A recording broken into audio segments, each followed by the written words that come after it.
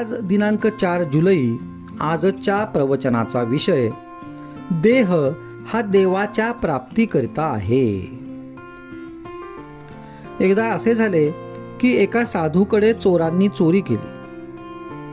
ते पळून जात असताना शिष्यांनी पाहिले तेव्हा चोरांना धरून त्या शिष्यांनी खूप चोप दिला.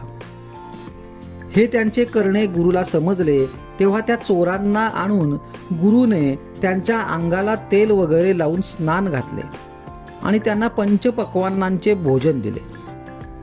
हे असे काय करता म्हणून शिष्यांनी गुरुला विचारले.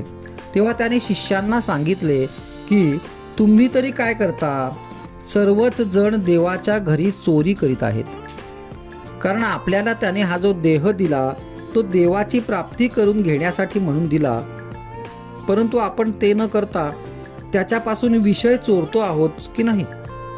म्हणून विषयात आसक्ती न ठेवता आपण मनापासून देवाची भक्ती करावी.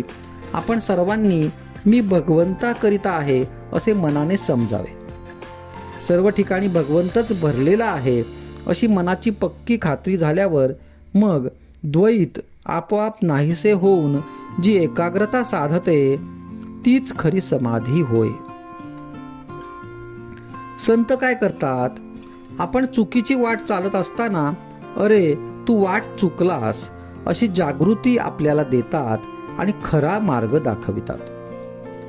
ते सदा सर्वदा समाधी सुख भोगीत असतात आणि नेहमी भगवंताविषयीच सांगत असतात. भगवंताच्या लीला पाहणाऱ्यांनाच खरा आनंद मिळतो. आपण एक दाणा शेतात पेरावा आणि त्याबद्दल 1000 दाणे घ्यावे ही भगवंताची लीला आहे.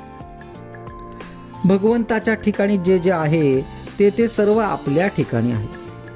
जसा मारुतीमध्ये देव अंश होता तसा तो आपल्यामध्येही आहे. त्याने तो फुलविला पण आपण तो झाकून विझवून टाकला. मारुतीचे ध्येय डोळ्यांसमोर ठेवावे.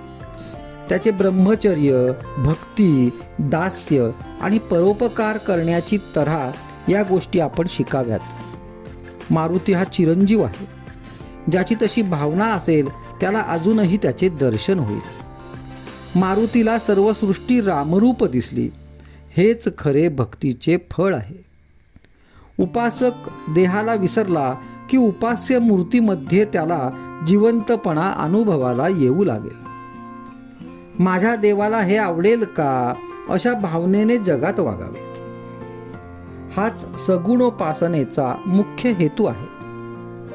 भगवंत दाता आहे, तो माझ्या मागे आहे, तो माझे कल्याण करणारा आहे ही जाणीव झाली की जे मिळेल ते भगवंताच्या इच्छेने मिळाले ही भावना होऊन आहे त्या परिस्थितीमध्ये समाधान मिळेल. समाधान आणि आनंद हीच खरी लक्ष्मी होय. आपली वृत्ती अशी असावी की कुणाला आनंद पाहिजे असेल तर त्याने आपल्याकडे धाव घ्यावी. इतर संपत्ती कितीही दिली तरी पुढी पडत नाही, पण वृत्तीचा आनंद देऊन कधीच संपत नाही. आजचा सुविचार: वृत्तीचे समाधान ही भगवंताच्या कृपेची खूण आहे.